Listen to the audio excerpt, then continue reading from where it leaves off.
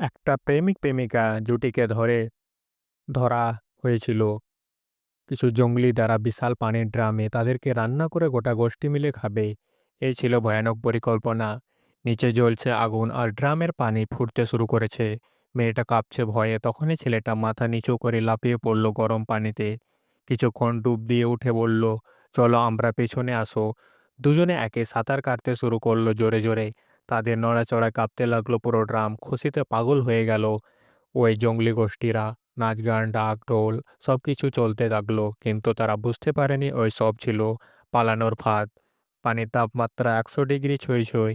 তাই প্রেমিক জগল জানে তখন ওই সময় তারা একসাথে ড্রামটাকে এত জোরে নাড়তে লাগলো যে সেটা উল্টে গেল আর পাহাড় বেরিয়ে গড়িয়ে পড়ল নিচে। ভেতরে থাকা প্রেমিক প্রেমিকা ঘুরপাক খেতে খেতে এক সময় থেমে গেল ড্রাম।